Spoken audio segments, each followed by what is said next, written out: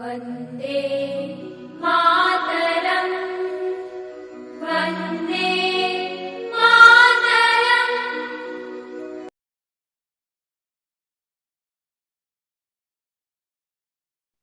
आज हम लोग ये हिंदी साहित्य की जो हमारी क्लास चल रही थी, ये हमारी यार 4th क्लास है। आज हिंदी साहित्य का ये हमारी 4थी क्लास है।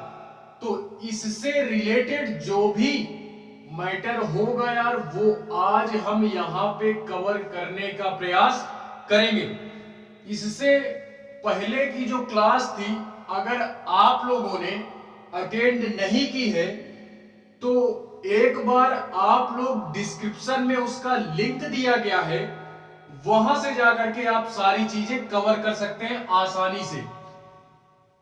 तो यार हम लोग अगर हिंदी साहित्य की बात कर रहे हैं तो पूरे के पूरे यानी जितने भी हमारे काल थे, आदिकाल, भक्ति काल, रीति काल एंड आधुनिक काल, तो इन सारे कालों में से मैंने 3 काल कवर कंप्लीट कर दिए, यानी कंप्लीट कर दिया हूं।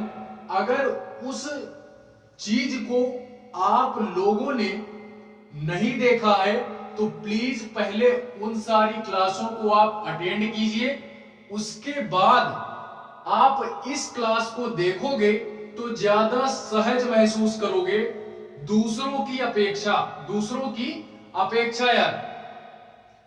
तो प्लीज यार, वैसे भी जो लोग जुड़ चुके हैं मुझसे वो जानते हैं यार कि यहां पे हर एक सब्जेक्ट को डिटेल में पढ़ाया जाता है।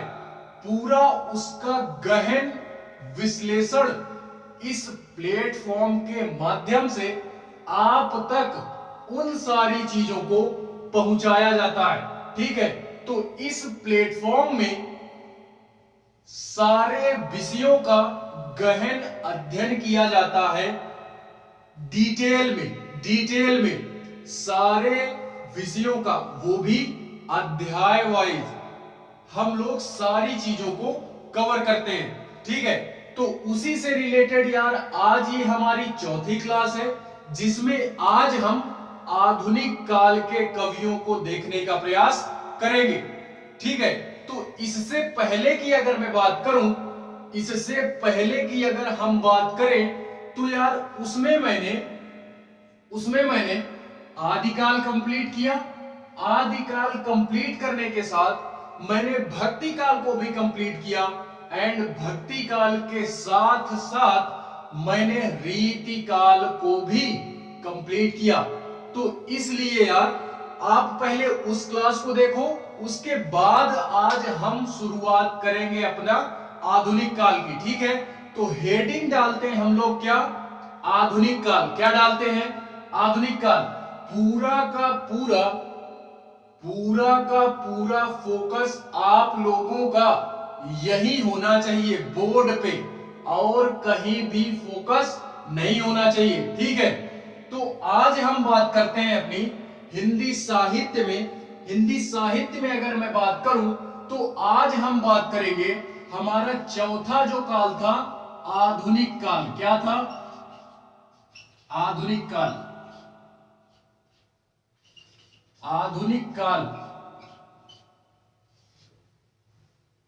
इसके अगर समय अवधि की बात की जाए, यानी आधुनिक काल की समय अवधि कब से लेकर के कब तक थी, तो मैं यार अपने भाइयों को ये बताना चाहूंगा कि जो भी हमारा ये आधुनिक काल है ना, इसकी समय अवधि हमारे 1850 से लेकर के अब तक है। अब तक, वो भी एडी में।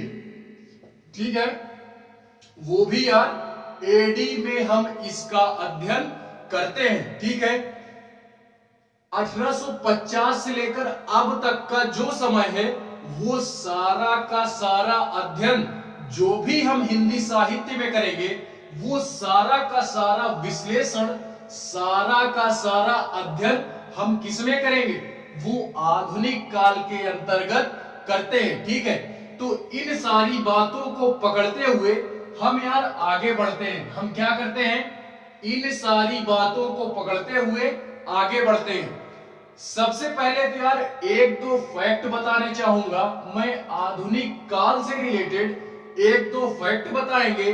उसके बाद हम अपनी चर्चा को आगे कंटिन्यू करेंगे। ठीक है, तो सबसे पहले यार मैं ये बोलना चाहूंगा कि जो भी हमारा ये आधुनिक काल है ना, ये आधुनिक काल हमारा, इस आधुनिक काल को हम गद्य काल के नाम से भी जानते हैं। किसके नाम से जानते हैं, गद्य काल के नाम से जानते हैं। पहला पॉइंट तो ये हो गया कि आधुनिक काल को और किस नाम से जानते हैं, गद्य काल के नाम से जानते हैं। ठीक है, तो सारी बातों को पकड़ना है क्योंकि क्वेश्चन हमारा कहीं से भी बनाया जा सकता है और कुछ भी बनाया जा सकता है, क्योंकि जो हमारे पप्पा लोग हैं ना एग्जामिनर, वो तो यार अपनी जागरूकता चेक ही करवा रहा है ना कि जो भी हमारे परीक्षार्थी परीक्षा देने के लिए आए हैं उनका माइंड कितना शार्प है, कितने जागरूक अभ्यर्थी हैं जो एग्जाम देने आए हैं। ठीक है, तो इस वजह से जो हमारे पप्पा लोग हैं वो लोग यार क्या करते हैं, क्वेश्चन बनाते यहीं से हैं लेकिन घुमा फिरा करके क्वेश्चन बनाते हैं। एक एक शब्द को पकड़ोगे तभी यार आप लोग आंसर दे पाओगे, अन्यथा यार ऊपर ऊपर पढ़ के गए तो सारी चीजें हो जाती है ना, बोलते हैं ना गुण गोबर हो जाना, तो सारी की सारी चीजें गुण गोबर हो जाएंगी। ठीक है, तो इसको पहले हम एक पॉइंट ये लिखते हैं कि इसको हम लोग गद्य काल के भी नाम से जानते हैं। आधुनिक काल को हम लोग गद्य काल के भी नाम से जानते हैं। ठीक है, उसके बाद एक फैक्ट हमारा और आता है। इसके बाद एक फैक्ट हम लोग ये देखते हैं कि हिंदी जो है ना हमारा, हिंदी, अब हम लोगों ने गद्य की बात कर ली तो इसी गद्य में हिंदी के जो पहले गद्य लेखक हैं वो कौन है, हिंदी के पहले गद्य लेखक वो है हमारे बाबा गोरखनाथ। कौन है, देखो बड़ा भयानक नाम आ गया, बाबा गोरखनाथ। ये नाम याद करना है, बाबा गोरखनाथ, बाबा गोरखनाथ। ठीक है, आप लोगों को क्या, सबको अपने घर के बाबाओं का नाम याद हो या ना याद हो, अपने घर के गार्जियन का नाम याद हो या ना याद हो, लेकिन यहाँ पे जो सारी चीजें पढ़ रहे हैं ना, इन सारे बाबाओं का, चाचा दादा, जो भी अध्ययन हम यहाँ पे कर रहे हैं ना इस बुक के माध्यम से, तो उन सारे चाचाओं दादाओं का नाम हमको क्या करना है, माइंड में रखना है, तभी एग्जाम क्रैक होगा यार, अन्यथा नहीं होगा। ठीक है, तो ये जो मैंने बताया इसको हम लोग ध्यान में रखेंगे कि पहला जो आधुनिक काल है वो 1850 से लेके अब तक का समय माना जाता है।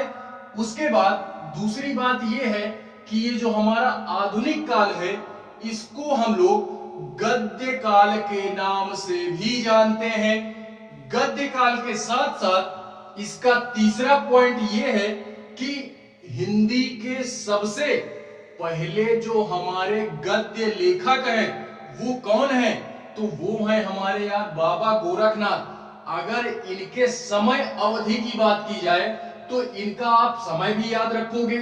समय क्या याद रखोगे, समय ये है 943 एडी में ये इनका समय है। क्या है, 943 एडी, ये है हमारे बाबा गोरखनाथ जी का समय अवधि।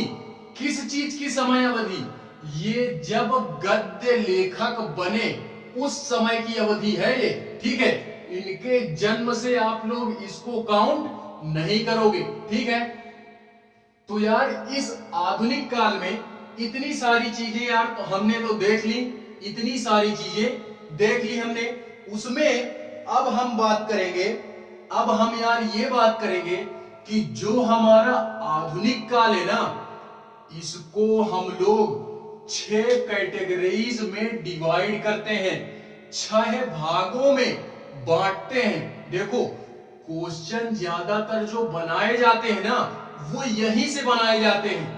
ज्यादातर हिंदी साहित्य के जो प्रश्न बनते हैं एग्जामों में, वो यार बनते हैं कहां से? वो आधुनिक काल से ही बनते हैं। ठीक है, तो अब आप लोगों को फोकस करना है, अब फोकस करना है यार। इससे पहले की जो क्लास हम लोगों ने अटेंड की, रीतिकाल, भक्तिकाल एंड आदिकाल, उससे यार गिने चुने क्वेश्चन पूछे जाते हैं। 1-2 क्वेश्चन पूछ लिया तो पूछ लिया, ठीक है। बाकी यार यहां से तो क्वेश्चन बनते ही हैं, यहां से हमारे क्वेश्चन बहुत ढेर सारे बनते हैं। तो इसको हम लोग देखते हैं, इनको 6 पार्ट में डिवाइड करते हैं। कितने पार्ट में? 6 पार्ट में इनको हम डिवाइड करते हैं, ठीक है। 6 पार्ट में डिवाइड करते हैं। 6 पार्ट में पहली हम बात करेंगे इस आधुनिक काल में, पहली हम जो बात करेंगे वो बात करेंगे भारतेंदु युग की। किसकी? भारतेंदु युग, भारतेंदु युग।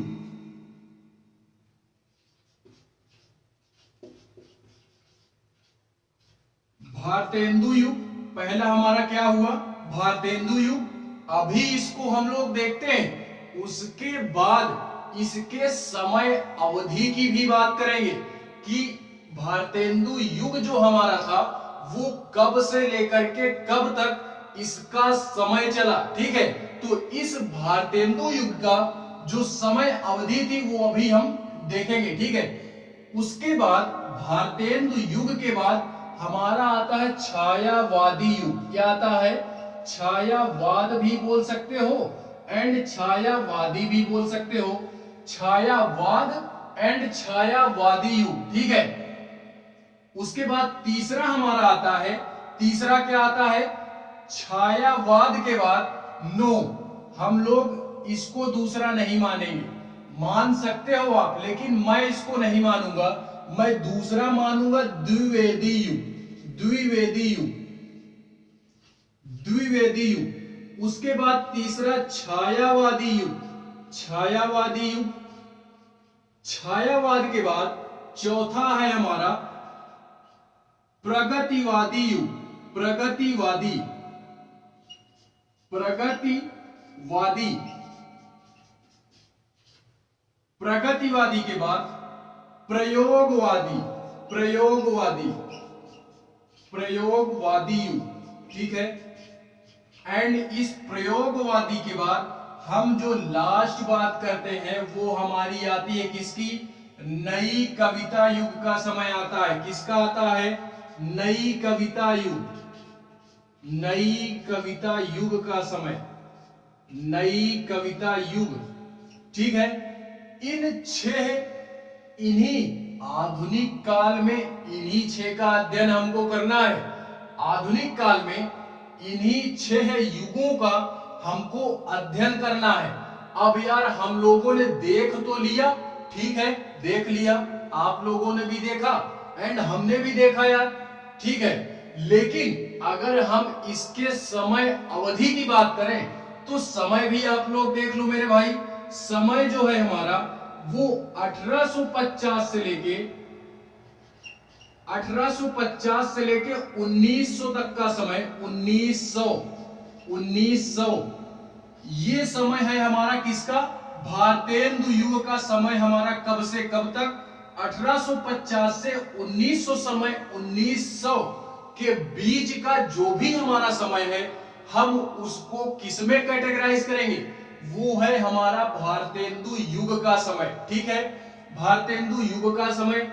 एंड द्विवेदी युग की बात की जाए तो द्विवेदी युग है हमारा 1900 से लेके 1920, 1900 से लेके 1920 के बीच जितनी भी सारी घटनाएं हमारी घटी इस हिंदी साहित्य में उनका अध्ययन हम द्विवेदी युग के अंतर्गत करते हैं। ठीक है, उसके बाद अगर हम छायावाद की बात करें ना, तो इस छायावाद की जो समय अवधि है वो है हमारा, इसको हम लोग देखो यहां मैं लिख रहा हूं, उसका समय हमारा 1920 से लेके 1936, 1920 से लेके 1936 के बीच में जितनी भी घटनाएं घटी हमारी हिंदी साहित्य के अंतर्गत, उसका अध्ययन हम इस छायावादी युग में करते हैं। ठीक है, छायावादी युग में करते हैं। इसके बाद अगर प्रयोगवादी की बात की जाए, प्रयोगवादी नहीं, प्रगतिवादी, तो इस प्रगतिवादी का समय है हमारा 1936 से लेके 1950, क्या है 1936 से लेके 1950 का समय। ठीक है, 1936 से लेके 1936 से 1943 है, ये 50 नहीं है, सॉरी, 1936 से 1943 के मध्य जितनी भी हमारी घटनाएं घटी हिंदी साहित्य के अंतर्गत, उनका अध्ययन हम किसमें करते हैं? उनका अध्ययन हम प्रगतिवादी युग के अंतर्गत करते हैं। ठीक है, उसके बाद हमारा आता है प्रयोगवादी युग। प्रयोगवादी युग तो ये 1943 से लेके 50 तक चलती है। 1943 से 1950 के मध्य जितनी भी घटनाएं हमारे घटी हिंदी साहित्य के अंतर्गत ना, उनका अध्ययन हम किसके अंतर्गत करते हैं? उनका अध्ययन हम प्रयोगवादी के अंतर्गत करते हैं। ठीक है, उसके बाद लास्ट हमारा जो आते हैं नई कविता युग का जो समय आता है ना, इसके समय अवधि की बात की जाए तो इसका समय अवधि है 1950 से लेके अब तक। 1950 से लेके अब तक, 1950 से लेके अब तक का जो समय है उसको हम लोग नई कविता युग के अंतर्गत उसका अध्ययन करते हैं। ठीक है, तो इन सारी चीजों को हमको देखना है। क्यों? क्योंकि यार बाद में जो भी अभी हम पढ़ेंगे ना, उनमें हम लोग अभी एक एक करके देखेंगे कि भारतेंदु युग में कौन से कवि थे, उनकी क्या रचनाएं थी, द्विवेदी युग में कौन से रचनाकार थे, उनकी कौन सी रचनाएं थी। इसी तरह करके हम लोग यहां तक पहुंचेंगे। कहां तक?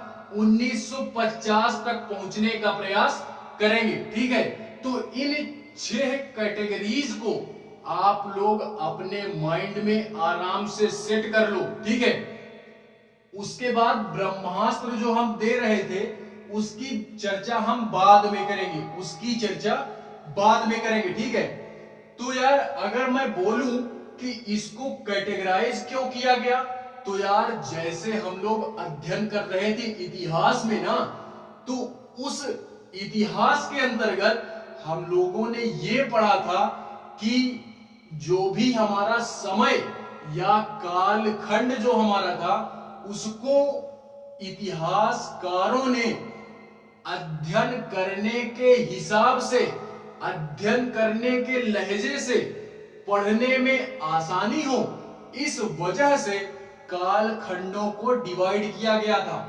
उसी तरीके, जस्ट उसी तरीके ये हमारा हिंदी साहित्य का जो इतिहास है ना, इसमें हम लोग इसको इस वजह से डिवाइड करते हैं क्योंकि यार हमारे जो कवि हुए हैं ना, वो बहुत ढेर सारे कवि हुए हैं और उन लोगों ने अलग अलग कालखंड में, अलग अलग समय में रचनाएं की। तो इस वजह से जो हमारे हिंदी साहित्य के कवि थे ना, उन लोगों ने क्या किया कि अपने अपने, यानी जिस भी समय में उन लोगों ने रचना की, तो उन लोगों ने अपने लिखने के अनुसार, अपने कल्पना करने के अनुसार, उन लोगों ने अपना अपना समय डिवाइड कर लिया कि इस समय से इस समय तक हमने रचना की। इस समय के बाद जब वो मर करके चले गए इस दुनिया से, तो कोई दूसरा कवि आया होगा, उसने भी लिखा। फिर उसके बाद कोई दूसरा कवि आया, उसने भी लिखा। तो इस तरीके से यार हम इन पांचों के माध्यम से कवियों का अध्ययन, लेखकों का अध्ययन करने का प्रयास यहां करेंगे। ठीक है, एक फैक्ट ये बताना चाहूंगा, ये जो द्विवेदी होता है ना, द्विवेदी, फिलहाल ये माइंड में सेट करने वाली बात है। दो वेदों का अध्ययन जो करता है ना, देखते होगे आप लोग कि किसी किसी के नाम के आगे जो टाइटल लगा होता है ना, द्विवेदी, त्रिवेदी, चतुर्वेदी, तो इसका मतलब क्या होता है जानते हो? इसका मतलब ये होता है, दो वेदों का अध्ययन जिसने किया वो हुआ द्विवेदी। कौन हुआ? द्विवेदी। तीन वेदों का अध्ययन जिसने किया वो हुआ त्रिवेदी। एंड चारों वेदों का अध्ययन जिसने किया वो हुआ चतुर्वेदी। कौन हुआ? चतुर्वेदी। इसी वजह से जो भी आप देखते हो ना, नाम के आगे टाइटल लगा होता है, तो वो टाइटल इसी शब्द को इंडिकेट करता है कि दो वेदों का अध्ययन जिसने किया वो अपने नाम के आगे द्विवेदी लगाया। तीन वेदों का अध्ययन जिस जाति के लोगों ने किया वो त्रिवेदी लगाया। एंड चार वेदों का अध्ययन जिसने किया वो चतुर्वेदी कहलाया। ठीक है, तो ये होता है इसका मतलब। ठीक है, इसको फिलहाल में हम लोग माइंड में सेट करते हैं एक जानकारी के हिसाब से। ठीक है, बाकी यार अगर वेद वगैरह में इंटरेस्ट रखते हो, वैसे यार पढ़ना तो चाहिए, वेद वगैरह पढ़ना तो चाहिए यार। ठीक है, पढ़ना चाहिए, इसके लिए भी समय निकालना चाहिए। वेदों के लिए भी 4 वेद जो हैं हमारे, 18 पुराण जो हैं हमारे, बाकी बचे जो उपनिषद है ना हमारे, उन सारी चीजों का अध्ययन आप लोग करो अगर रुचि रखते हो तो। वैसे भी यार अगर आईएएस की प्रिपरेशन कर रहे हो तो कुछ समय मैं ये नहीं बोलूंगा कि दिन रात इसी में रम करके रहना है। मार्केट में यार बहुत ढेर सारी बुक मिलती हैं, इनसे रिलेटेड बहुत ढेर सारी बुक मिलती है। वैसे भी अगर कहीं नहीं जाना आपको, तो आजकल यार सबके पास सुविधा है स्मार्टफोन की, तो आप लोग यार 10 मिनट 5 मिनट निकाल करके देख तो सकते ही हो ना कि आखिर जो भी हमारे पुराने ग्रंथों में रचनाएं की गई। यार हिंदी पढ़ रहे हैं तो सारी चीज जानेंगे। ठीक है, क्योंकि हिंदी में बहुत सारी चीजें हैं। हिंदी को हम लोग क्या करते हैं, बहुत ही नीच टाइप का मानते हैं। क्योंकि यार आजकल है ना कुछ चूतिए लोग, वो क्या करते हैं, इंग्लिश को बहुत प्रिफर करते हैं। इंग्लिश लैंग्वेज जो होती है ना, उसका प्रेफरेंस वो लोग बहुत हाई लेवल पे करते हैं। बाकी जो हिंदी होती है उसका वो जो लेवल रखते हैं ना, वो एकदम नीचे स्तर पर रखते हैं। तो इस तरह के चूतियों से आपको नहीं मिलना। पहली बात तो ये, अपने बौद्धिक क्षमता के हिसाब से आप अपने अनुसार क्या करोगे, अपने अनुसार विश्लेषण करोगे। क्योंकि यार पुराने वेदों के अध्ययन से जो हमको जानकारी मिलती है ना, जो ज्ञान मिलता है, वो आज की किताबों में नहीं है, वो आज के किताबों में नहीं है। अगर मैं बात करूं ना, तो असली ज्ञान जो होता है ना, असली ज्ञान एकदम प्योर जो शुद्ध है, वो यार वही ज्ञान है। एकदम प्योर शुद्ध ज्ञान जो होता है ना, ज्ञान की बात कर रहा हूं मैं। उस ज्ञान से ना हमको कोई एग्जाम निकालना है, ना कुछ करना है। केवल और केवल अपने अगर आचरण में उतार लिए ना, तो जीवन में तुमको हराने वाला कोई पैदा नहीं हुआ जब तक तुम खुद नहीं चाहोगे। ठीक है, तो उनको यार एक बार पढ़ो जरूर आप लोग। क्योंकि हिंदी पढ़ रहे हैं तो थोड़ा बहुत इंटरेस्ट तो होना चाहिए। क्योंकि इस दुनिया में यार चूतिए लोगों की कमी नहीं है। उन्हीं चूतियों से थोड़ा सा दूरी बनाने के लिए इस ज्ञान की भी आवश्यकता पड़ती है। ठीक है, इस ज्ञान की आवश्यकता पड़ती है। चूतियों से बचने के लिए, ठीक है। तो हमको चूतियों जैसा नहीं बनना है, क्योंकि बहुत सारे चूतिए मिल जाएंगे आपको, बहुत सारे लोग मिलेंगे आपको, ठीक है। तो यहां पे अब हम लोग देखेंगे, हम लोग अब भारतेंदु युग की बात करेंगे, ठीक है।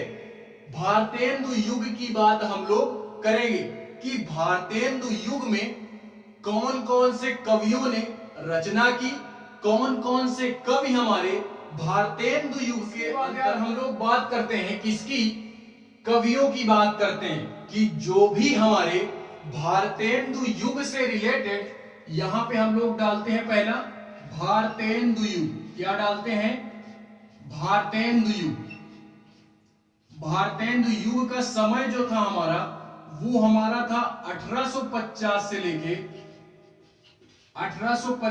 लेके 1900 के मध्य हमारा क्या आता है, इस भारतेंदु युग का अध्ययन हम लोग करते हैं, ठीक है।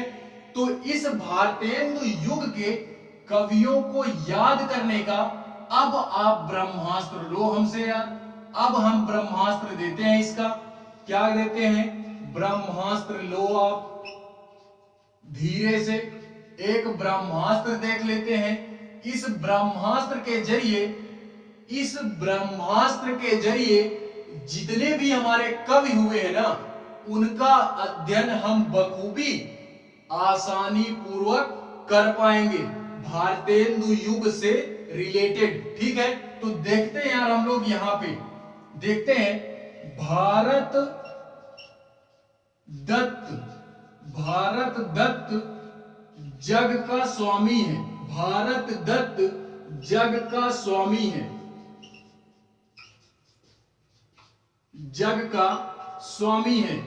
ये हमारा क्या है यार, ये ब्रह्मास्त्र है।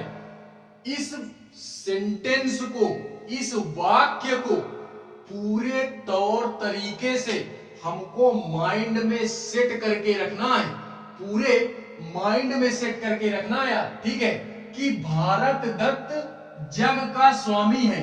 अब देखो, इन्हीं वर्ड में से हम नाम निकालते हैं भारतेंदु युग के कवियों का, ठीक है। तो पहला अगर हम भारत की बात करें, तो इस भारत के जरिए पहला हमारे हो गए भारतेंदु जी, ठीक है। पहला हमारे कौन हो गए, भारतेंदु जी। दूसरे हमारे कौन है, अंबिका दत्त व्यास। इस दत्त से हमारे कौन आते हैं, अंबिका दत्त व्यास आते हैं। कौन आते हैं, अंबिका दत्त व्यास। और इस जग से हमारा कौन आता है, इस जग से हमारे आते हैं जगमोहन सिंह,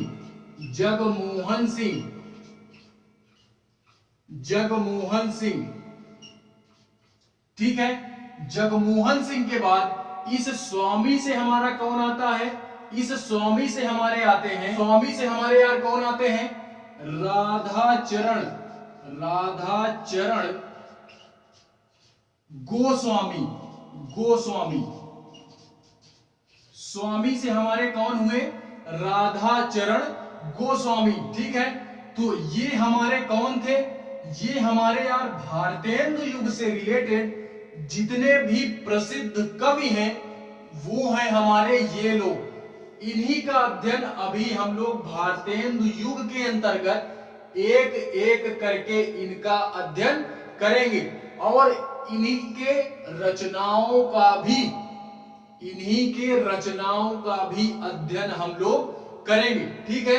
तो आप लोग यार स्क्रीनशॉट भी ले सकते हो, ठीक है, स्क्रीनशॉट भी ले सकते हो। बाकी अब हम लोग देखते हैं इस भारतेंदु युग में भारतेंदु जी की जो भी हमारी रचनाएं हैं, उनको हम यहाँ पे देखने का प्रयास करते हैं, ठीक है।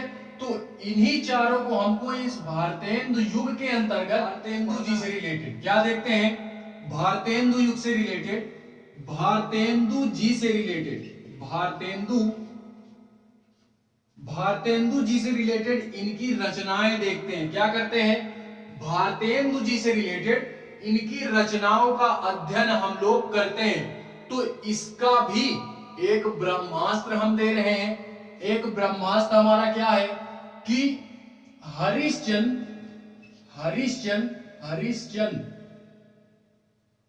या भारतेंदु ही लिख लो, भारतेंदु जी का प्रेम, बस हो गया। भारतेंदु जी का प्रेम, ठीक है, ये हमारा ब्रह्मास्त्र है। किससे रिलेटेड? भारतेंदु जी से रिलेटेड जितने भी हमारे रचनाएं हैं प्रमुख या प्रसिद्ध, उनका अध्ययन हम यहां पे करते हैं। भारतेंदु जी से हो गया स्वयं भारतेंदु जी की इनकी रचनाएं हम कर रहे हैं। बाकी इस प्रेम से देखो हमको 3 रचनाएं याद करनी है। इस प्रेम से 3 रचनाएं याद करनी है। पहला हमारा हो गया प्रेम सरोवर। क्या हो गया? प्रेम सरोवर। पहला प्रेम सरोवर। दूसरा प्रेम फुलवारी, प्रेम फुलवारी। एंड तीसरा हमारा इसी में हो गया प्रेम मल्लिका। क्या हो गया? प्रेम मल्लिका, प्रेम मल्लिका हो गया। ठीक है, तो ये हमारी 3 रचनाएं ऐसी हैं जो भारतेंदु जी की लिखित हैं। किसकी लिखित है? भारतेंदु जी की लिखित है या भारतेंदु जी के द्वारा रचना इनकी की गई है। ठीक है, तो इसका मैं फिर से यार एक बार फिर से बोलना चाहूंगा कि जो भी हमारा भारतेंदु जी से रिलेटेड जो भी हमारी रचनाएं हैं, उनको याद करने का जो ट्रिक है या जो ब्रह्मास्त्र है वो है भारतेंदु जी का प्रेम। ठीक है, भारतेंदु जी का प्रेम। भारतेंदु से हो गए स्वयं भारतेंदु जी की इनकी रचनाओं का अध्ययन हम कर रहे हैं। बाकी इस प्रेम से 3 हमको रचनाएं याद करनी है। पहला हमारा प्रेम सरोवर, प्रेम फुलवारी एंड प्रेम मल्लिका। ठीक है, तो ये हमारी 3 रचनाएं हो गई यार। इनको हमको क्या करना है? याद रखना है। तो मुझे जहां तक लग रहा है कि यार अभी तक जितने भी ट्रिक मैंने दी है या जितने भी ब्रह्मास्त्र मैंने यहां से छोड़े आप तक पहुंचाने के लिए, वो आप तक आसानी से पहुंच रहा होगा और समझ में भी आ रहा होगा। क्लास अगर समझ में आ रही है तो यार फिर से वही बोलूंगा कि चैनल को सब्सक्राइब करें एंड कमेंट करें। कमेंट करने के साथ साथ जो भी और लोग जुड़ना चाहते हैं उनके तक आप इस क्लास को शेयर करें। क्या करें? शेयर करें यार। ठीक है, ज्यादा से ज्यादा मात्रा में शेयर करें, जिससे कि जो भी हमारे विद्यार्थी हैं जो किसी भी एग्जाम की तैयारी कर रहे हैं तो उनके तक ये जानकारी पहुंच सके आसानी से, वो भी फ्री फंड में। ठीक है, किसी प्रकार का कोई शुल्क नहीं। तो इसलिए यार अगर बिना शुल्क के, क्योंकि यार मैंने तो बीड़ा उठाया ही है। किस लिए बीड़ा उठाया है? कि अपने इस भारत देश के जो भी अभ्यर्थी हैं, भारत देश के, पूरे भारत देश की बात बोल रहा हूं, जितने भी अभ्यर्थी हैं वो फ्री में शिक्षा को ग्रहण कर सके। मेरा केवल और केवल मोटो यही है, केवल और केवल मेरा मकसद यही है यार कि जितने ज्यादा से ज्यादा लोग शिक्षित होंगे ना, हमारा समाज उतना ही बेहतर बन सकेगा। ठीक है, तो इसलिए फ्री में यार यहां सारी चीजें फ्री में अवेलेबल होती हैं। वैसे क्लास है फिलहाल में यूपीएससी से रिलेटेड, लेकिन देख सकता है कोई भी बंदा 11th में है, 9th में है, 12th में है, 10th में है या ग्रेजुएट हो रहा है। ग्रेजुएशन में उसने क्या लिया? हिंदी लिया है, हिंदी साहित्य लिया है, लिटरेचर लिया है, तो वो भी देख सकता है। एंड यार जो यूपीएससी की तैयारी कर रहे हैं तो वो भी अपना बेस हिंदी साहित्य का यहां से कंप्लीट कर सकते हैं। ठीक है, तो ये हमारा हो गया भारतेंदु युग से रिलेटेड, भारतेंदु जी से रिलेटेड इतनी सारी रचनाएं हमको याद। उसके बाद देखते हैं, उसके बाद हमारे थे अंबिका, अंबिका, अंबिका दत्त व्यास, इनकी रचनाएं देखते हैं। अंबिका दत्त व्यास जी की रचनाएं भी हम लोग देखते हैं। तो यार इनकी अगर रचनाओं की बात करूं मैं, जो फेमस हैं, तो उनमें यार कोई ट्रिक नहीं है, क्योंकि दो मैं बताऊंगा ही, दो बताऊंगा ही। तो इससे यार इसमें मैंने कोई ट्रिक बनाने का प्रयास नहीं किया, ना ही बनाया। ठीक है, तो पहला हम लोग नोट करेंगे, पहला नोट करेंगे इसमें इनकी जो रचनाएं हैं वो है एक भारत धर्म, क्या है, भारत धर्म। एंड सेकंड है हमारी, सेकंड है पावस 50, पावस 50, पावस 50। ठीक है, पावस 50। इन दो रचनाओं को याद रखना है, इन दो रचनाओं को हमको याद रखना है अंबिका दत्त जी से रिलेटेड, कि इनकी जो रचनाएं हैं वो हमारी कौन कौन सी हैं। तो वो है हमारी एक यार भारत धर्म, एंड दूसरी है हमारी पावस 50। ठीक है, पावस 50 या पावस 50। ठीक है, वैसे भी आप लोग अगर एग्जाम में देख लोगे तो पकड़ ले जाओगे, पकड़ ले जाओगे, इसमें कोई ज्यादा उलझन या दिक्कत में आने वाली बात के बाद नहीं। अगर हम बात करें तो हम बात करेंगे जगमोहन सिंह जी के बारे में। किसके बारे में? जगमोहन सिंह जी के बारे में बात करेंगे। ठीक है, जगमोहन सिंह, नाम डालते हैं जगमोहन सिंह। जगमोहन सिंह जी से रिलेटेड इनकी भी यार हम दो रचनाएं याद करते हैं, इनकी भी दो रचनाएं हम याद करते हैं। पहला हमारा कौन सा हो गया? पहला हमारा हो गया देवयानी। क्या हो गया? देवयानी। एंड उसके बाद हो गया हमारा श्याम सरोजनी, श्याम सरोजनी। इन दो रचनाओं के बारे में हमको जगमोहन सिंह जी से रिलेटेड इन दो रचनाओं का अध्ययन करना है। इन दो रचनाओं को हमको याद रखना है कि जगमोहन सिंह जी से रिलेटेड हमको इन दो रचनाओं को याद करना है। पहला हो गया हमारा देवयानी एंड दूसरा हो गया हमारा श्याम सरोजनी। क्या हो गया? श्याम सरोजनी।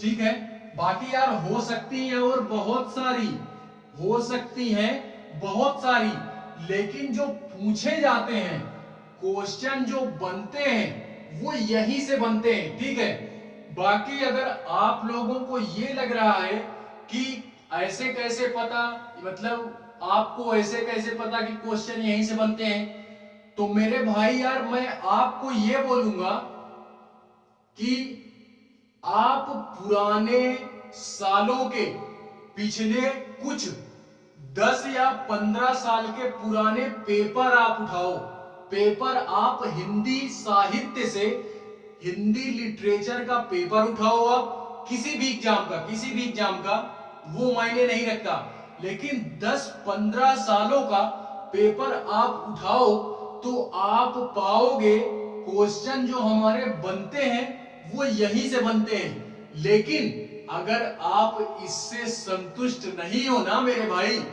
तो यार आपके लिए क्योंकि यार हमने तो आप लोगों को शिक्षित करने का ये यार एक तरीके से आप यही बोल सकते हो कि प्रतिज्ञा ली है। क्या ली है? प्रतिज्ञा ली है कि हम अपने भारत देश के युवाओं को क्या करेंगे? शिक्षित बनाएंगे, वो भी एकदम फ्री में। इस वजह से क्या करेंगे? इस वजह से हम यार आपके लिए हम फिर फिर से एक क्लास लेंगे जिसमें से हम केवल और केवल रचनाओं के बारे में पढ़ेंगे। इनका अध्ययन नहीं करेंगे, केवल और केवल रचनाओं का अध्ययन करेंगे और उसमें ये जानेंगे कि कौन सा जो हमारा राइटर है उसने कौन से किस प्रकार की रचनाएं रची। वो कहानी के रूप में भी हो सकती है, वो हमारी उपन्यास के रूप में भी हो सकती है, वो हमारी महाकाव्य भी हो सकता है, एंड वो हमारी यार कविताएं भी हो सकती हैं, ठीक है, वो हमारे नाटक भी हो सकते हैं। तो इसलिए एक क्लास हम लोग आपके लिए एक क्लास और लाएंगे जिसमें से क्या किया जाएगा कि केवल और केवल रचनाओं का अध्ययन करवाएंगे कि कौन से व्यक्ति ने किस प्रकार की रचनाएं हमारी रची और उन रचनाओं में वो किस कैटेगरी में आती हैं।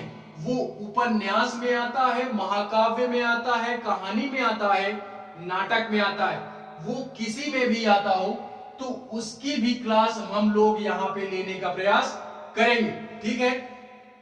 उसके बाद हम लोग देखते हैं एक लास्ट जो हमारे कवि बचते हैं ना, हमारे भारतेंदु युग जी से रिलेटेड, भारतेंदु युग से रिलेटेड एक कवि हमारा बचता है, उसको भी हम यहाँ पे राधाचरण गोस्वामी, क्या थे, राष्ट्र हमारा क्या था, राधाचरण गोस्वामी, इनको भी यही देख लेते हैं क्योंकि इनकी भी एक ही रचना हम यहां पे बताएंगे, एक ही रचना यहां पे हम बताएंगे, ठीक है। तो इनकी एक रचना जो याद करनी है ना, उसका नाम है नवभक्तमाल। क्या नाम है, नवभक्तमाल, नवभक्तमाल। ये रचनाएं याद करनी है। ये रचना हमारी राधाचरण गोस्वामी जी से रिलेटेड, ये रचना हमको याद करनी है। रचना का नाम क्या है, तो नवभक्तमाल। क्या है, नवभक्तमाल। ये किसकी रचना है, क्वेश्चन इसी तरह पूछेगा कि नवभक्तमाल निम्नलिखित में से किस लेखक या किस कवि की रचना है।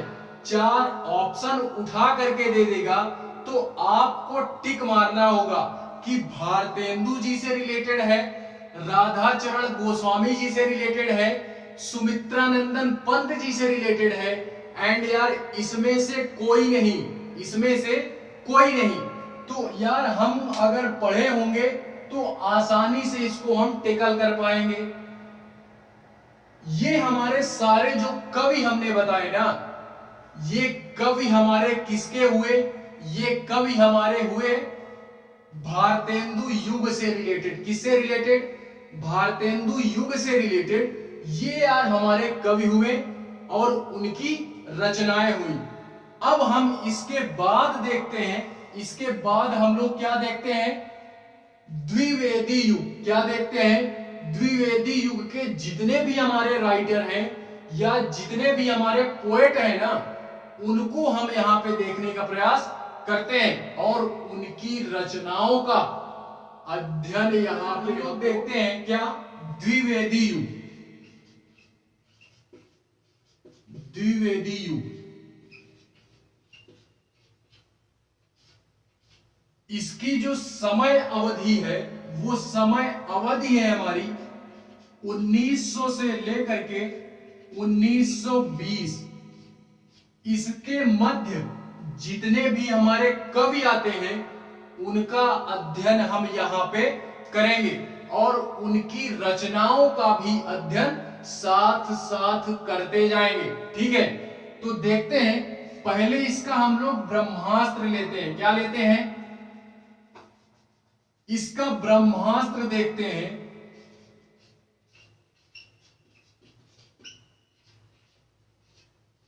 इसका ब्रह्मास्त्र देखते हैं। क्या देखते हैं कि क्या कि मतलब द्विवेदी युग से रिलेटेड, द्विवेदी युग से रिलेटेड जो ब्रह्मास्त्र है उसको यहां पे देखते हैं। क्या देखते हैं कि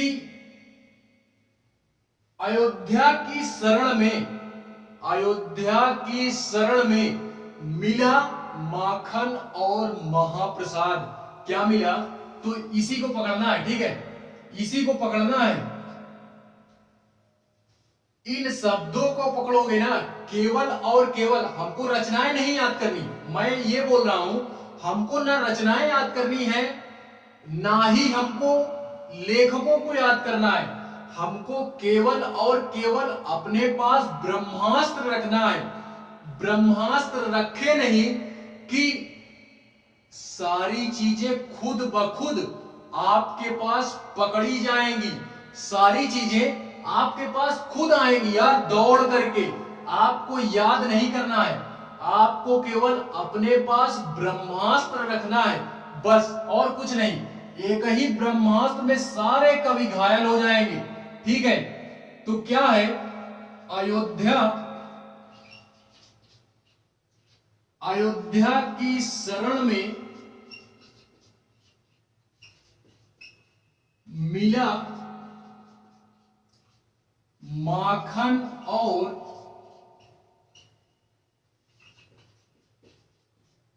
महाप्रसाद।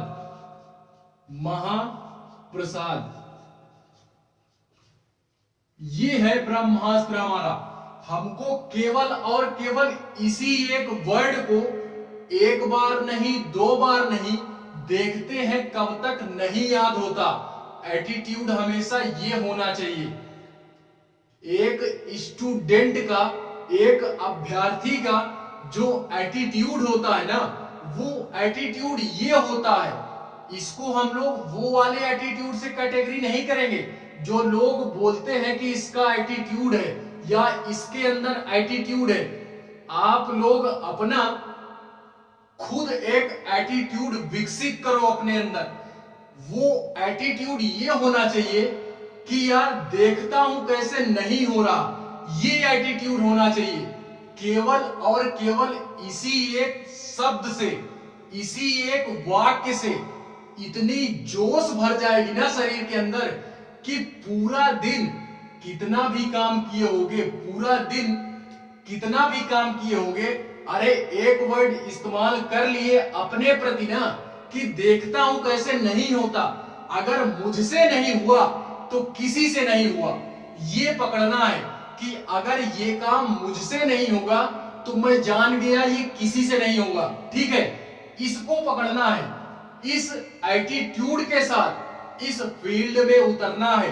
यूपीएससी की फील्ड में इस एटीट्यूड के साथ उतरना है कि देखता हूं एग्जाम कैसे क्लियर नहीं होता, मैं एग्जाम से हूं कि एग्जाम मुझसे है, ये होता है, ठीक है। जो एटीट्यूड होता है वो ये एटीट्यूड होना चाहिए। अयोध्या से हमारे कौन हो गए? अयोध्या से हमारे कौन हो गए? अयोध्या से हमारे कौन हुए? अयोध्या शरण उपाध्याय। अयोध्या शरण उपाध्याय। अयोध्या शरण उपाध्याय। एंड शरण से हमारा क्या हो गया? शरण से हमारा हो गया मैथिली शरण गुप्त। मैथिली शरण गुप्त। मैथिली शरण गुप्त। उसके बाद इस माखन से हो गया माखनलाल चतुर्वेदी। माखनलाल चतुर्वेदी। चतुर्वेदी। अभी देखो मैंने क्या बोला था कि 2 वेदों का अध्ययन करने वाला व्यक्ति द्विवेदी, 3 वेदों का अध्ययन करने वाला त्रिवेदी एंड 4 वेदों का अध्ययन करने वाला चतुर्वेदी। तो उसी चतुर्वेदी में ही हमारे आते हैं कौन? माखनलाल चतुर्वेदी जी। क्या आते हैं? माखनलाल चतुर्वेदी जी। एंड इस महाप्रसाद से हो गया हमारा महावीर स्वामी,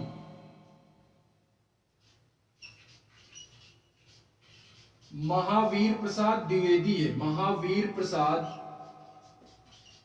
द्विवेदी। देखो यहां पे द्विवेदी आ गया, तो माइंड में ये खटकना चाहिए कि दो वेदों का अध्ययन किया। इसमें देखते हैं किसको, मैथिली शरण गुप्त जी को देखते हैं। किसको देखते हैं?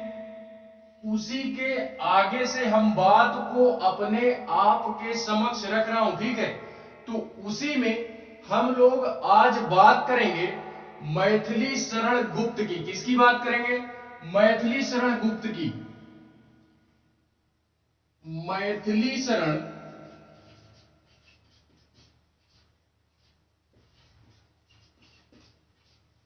गुप्त की बात आज हम करेंगे, ठीक है। इनकी जो रचनाएं हैं उनको पढ़ेंगे और इनका हम ब्रह्मास्त्र भी लेंगे, ठीक है। ट्रिक जो है ना हमारी, उसको भी हम यहां पे देखने का प्रयास करेंगे, ठीक है। तो हम लोग पहले इनके ब्रह्मास्त्र की बात करते हैं। ब्रह्मास्त्र की अगर मैं बात करूं तो कि साकेत गुप्ता ने भारती और यशोधरा को पंचमढ़ी ले गए। तो इसी ट्रिक को हमको पकड़ना है, इसी ट्रिक को पकड़ना है, ठीक है। साकेत गुप्ता भारती और यशोधरा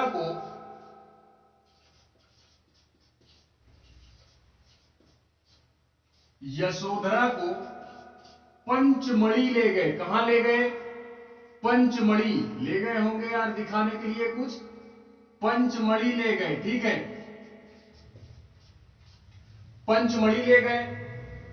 इससे रिलेटेड हम देखते हैं इनमें से हमारे कौन कौन सी रचनाएं निकल करके आती हैं, उसको हम देखते हैं यहां पे, ठीक है। तो साकेत से हमारा एक आप पकड़ोगे, साकेत खुद हो गया, ठीक है। ये एक प्रकार की रचना है। क्या है ये? साकेत जो है ये एक प्रकार की रचना है, ठीक है।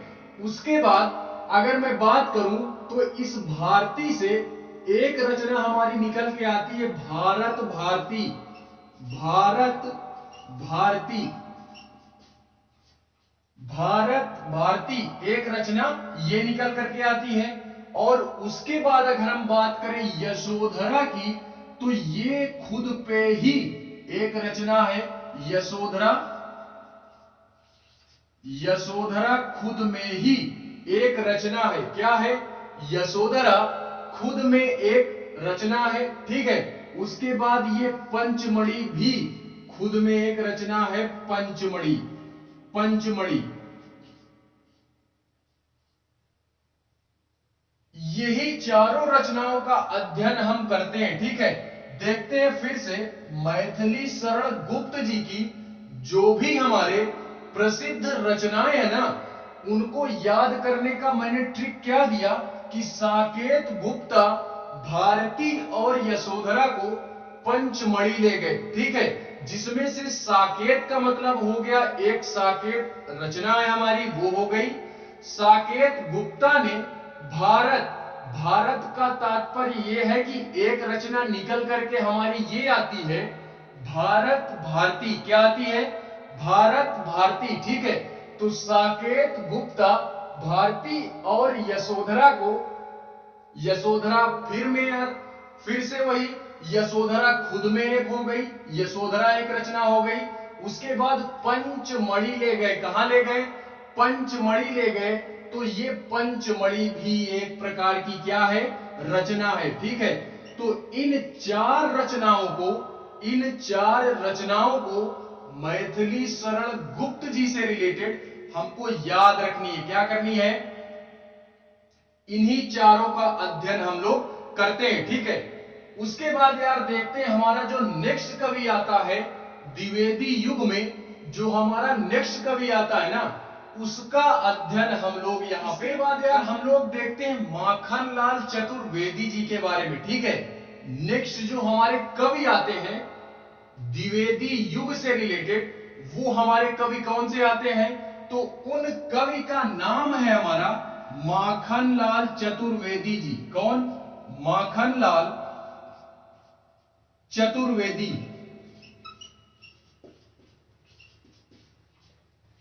माखनलाल चतुर्वेदी जी से रिलेटेड इनकी जो रचनाएं हैं उनको यहां पे देखते हैं कि द्विवेदी युग में माखनलाल चतुर्वेदी जी हमारे आए।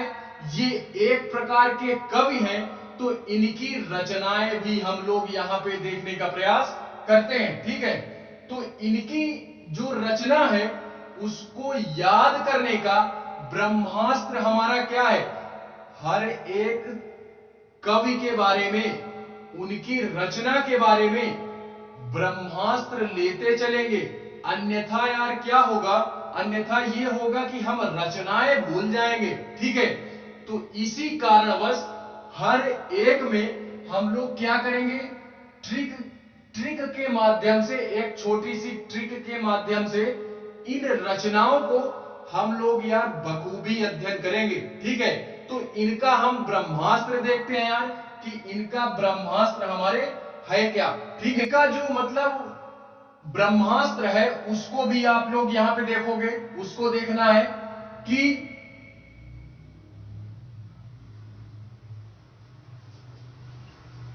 हिम का माखन, हिम का माखन चरण में समर्पित, चरण में समर्पित।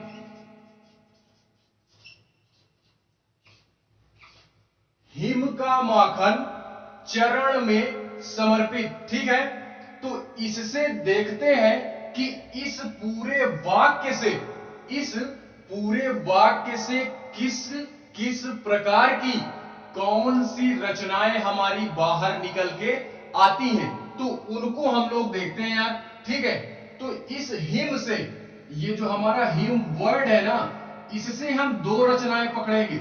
इससे दो रचनाएं हमको पकड़नी है। कौन कौन सी दो रचनाएं पकड़नी है? एक हो गई हिम किरीटनी, हिम किरीटनी, किरीटनी, हिम किरीटनी हो गई। और दूसरी हमारी क्या है? दूसरी है हमारी हिम तरंगणी, हिम तरंगणी। तो इस हिम वर्ड से हमको ये दो जो रचनाएं है ना, इनको हमको पकड़ के रखना है। बाकी इस माखन से, माखन से यार हम ये देखेंगे कि ये माखनलाल चतुर्वेदी जी की है। ठीक है, ये किसकी रचना है? तो ये माखनलाल चतुर्वेदी जी की रचना है। तो इस माखन वर्ड का यहां पे कोई मतलब नहीं है। ठीक है, बाकी इस चरण से देखते हैं। इस चरण से जो हमारी रचना निकल के आती है वो आती है युग चरण। क्या आती है? युग चरण, युग चरण आती है। क्या आती है? युग चरण आती है। एंड उसके बाद जो हमारी लास्ट आती है समर्पित, इस समर्पित से हमारी एक रचना निकलती है। हमारी क्या आती है? समर्पण आती है। समर्पण, ये भी एक प्रकार की क्या है? ये भी एक प्रकार की रचना है। किसकी? मैथिली शरण गुप्त जी की। ये हमारी एक रचना है। क्या?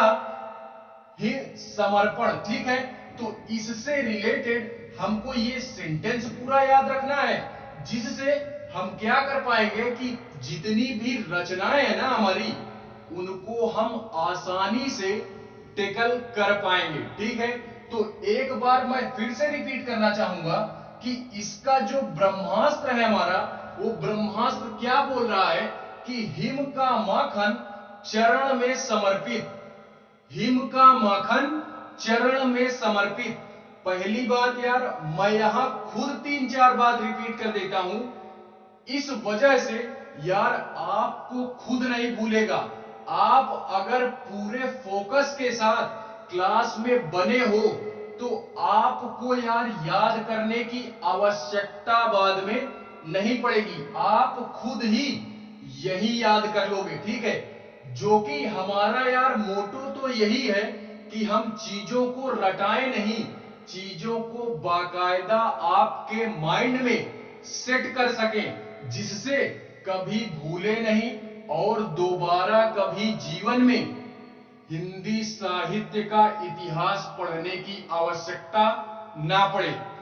ठीक है, चाहे वो जिस एग्जाम के लिए हो, हिंदी साहित्य का इतिहास किसी भी एग्जाम में अगर आता है ना, तो इस क्लास को देखने के बाद आपको किसी भी क्लास की आवश्यकता नहीं पड़ेगी और ना ही किसी बुक की आवश्यकता पड़ेगी। ठीक है, और ना ही जीवन में कभी दोबारा आप क्या करोगे, जीवन में कभी दोबारा आप हिंदी साहित्य का इतिहास नहीं पढ़ोगे।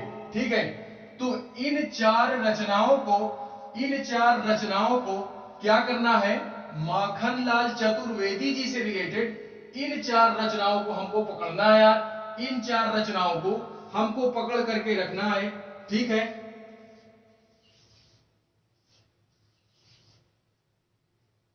इसके बाद यार हम लोग देखते हैं इसके आगे नेक्स्ट जो हमारा कवि आता है, उसका हम लोग देखते हैं महावीर प्रसाद द्विवेदी जी के बारे में। किसके बारे में, महावीर प्रसाद द्विवेदी जी से रिलेटेड जो भी हमारी रचनाएं हैं उनको आज हम यहां पे देखने का प्रयास करते हैं। ठीक है, इनसे रिलेटेड यार फिलहाल में हम दो ही रचनाएं देखेंगे। इनसे रिलेटेड दो रचनाओं को मैं यहां आपके समक्ष प्रस्तुत करने का प्रयास करूंगा। देखते हैं क्या था, इसका ब्रह्मास्त्र देखते हैं। पहले इसका ब्रह्मास्त्र देखते हैं। इसका ब्रह्मास्त्र हमारा क्या है, काव्य सुमन। क्या है, काव्य सुमन। ये हमारा एक वर्ड आप पकड़ोगे, काव्य सुमन दो वर्ड है, तो आप इसको पकड़ोगे काव्य सुमन। महावीर प्रसाद द्विवेदी जी से रिलेटेड अगर इनकी रचनाओं के बारे में पूछ लिया जाए, फिलहाल में जो बोर्ड एग्जाम के अभ्यर्थी है ना, बोर्ड एग्जाम के यार, अभी जो बोर्ड एग्जाम होने वाले हैं, तो 11th या 12th 10th और 12th के बच्चे भी इस क्लास को अटेंड कर सकते हैं, जिससे एक ही नजर में पूरा हिंदी साहित्य का इतिहास क्या हो जाएगा, ज्यादा नहीं 3 से 4 घंटे आप दोगे ना, तो पूरा का पूरा हिंदी साहित्य का इतिहास आप कवर कर पाओगे। स्कूल में यार वैसे भी पूरा साल हम लोग पढ़ते हैं तो भी नहीं याद होता है, लेकिन मैं गारंटेड बोल रहा हूं कि 3 से 4 घंटे आप दोगे हिंदी साहित्य के इतिहास में, तो आपका बोर्ड एग्जाम जो है ना, वो आप आसानी से हिंदी साहित्य के जो भी हमारे कवि हैं या जो भी उनकी रचनाएं हैं, उसको आप लोग भी आसानी से याद कर सकते हो। ठीक है, तो ये क्लास आप लोगों के लिए भी है। ठीक है, इसको प्रॉपर रूप से यही नहीं देखना है कि ये कंपटीशन लेवल की है। कंपटीशन के लिए तो यार है ही, लेकिन ये 10th और 12th के लिए भी इंपॉर्टेंट है। ठीक है, तो वहां पे पूछा जा सकता है कि महावीर प्रसाद द्विवेदी जी की किन्हीं दो रचनाओं के बारे में लिखिए, किन्हीं दो रचनाओं का वर्णन कीजिए। किसका, महावीर प्रसाद द्विवेदी जी का। तो आप लोग इनसे रिलेटेड इस फैक्ट को पकड़ोगे, काव्य सुमन। इससे देखो हमारी दो रचनाएं कौन से निकल के आती हैं। काव्य से हमारा क्या हुआ, काव्य से हमारा हो गया काव्य मंजूषा। क्या हो गया, काव्य मंजूषा। एंड दूसरी हमारी सुमन हो गई, ये खुद सुमन। इस काव्य सुमन से आप लोग दो रचनाएं पकड़ोगे, पहला हमारा काव्य मंजूषा एंड दूसरा हमारा हो गया सुमन। क्या हो गया, सुमन। तो यार महावीर प्रसाद द्विवेदी जी से रिलेटेड इन दो रचनाओं को हमको पकड़ना है, और इन दो रचनाओं को याद करने का जो ट्रिक है ना, वो कौन सा है, काव्य सुमन। क्या है, काव्य सुमन। इसके बाद हमारा एक कवि और आता है। क्या आता है? एक कवि और आता है द्विवेदी युग से रिलेटेड, तो उसको भी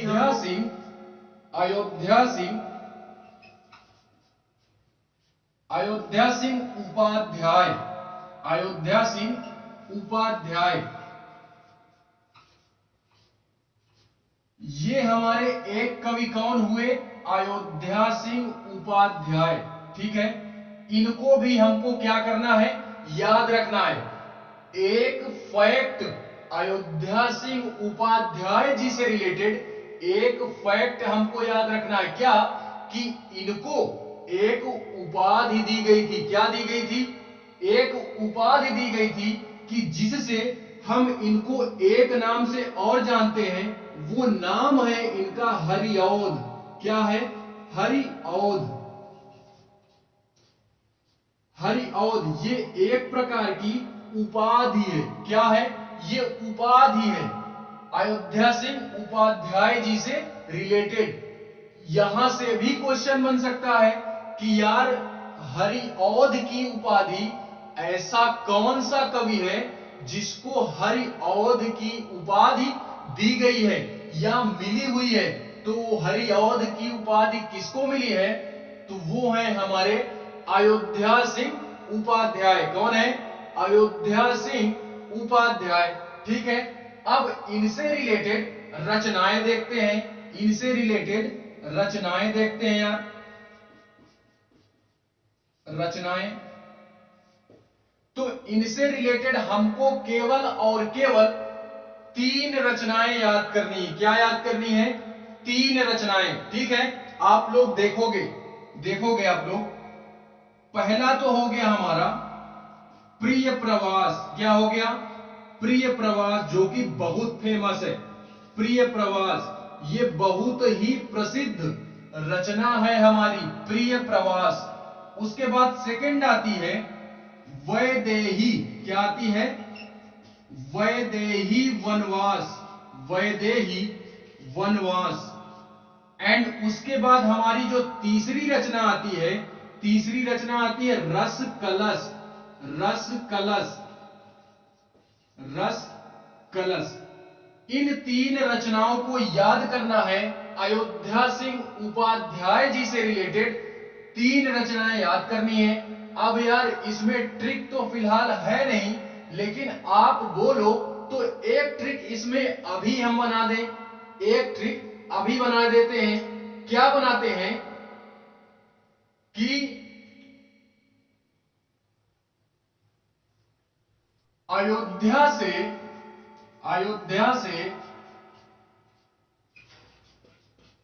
राम जी,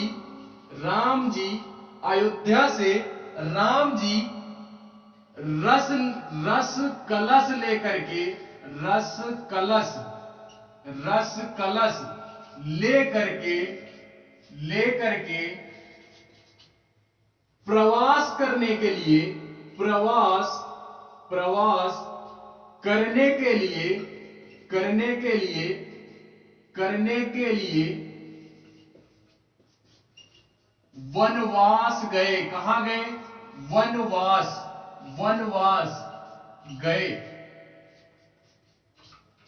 ट्रिक क्या याद रखनी है कि अयोध्या से राम जी रस कलश लेकर के प्रवास करने के लिए वनवास गए। ठीक है, तो इस पूरे सेंटेंस को पकड़ना है। ठीक है, फिलहाल में 2-3 बार आप अपने माइंड में रिपीट करोगे तो ये पूरा का पूरा सेंटेंस आपके माइंड में छप जाएगा।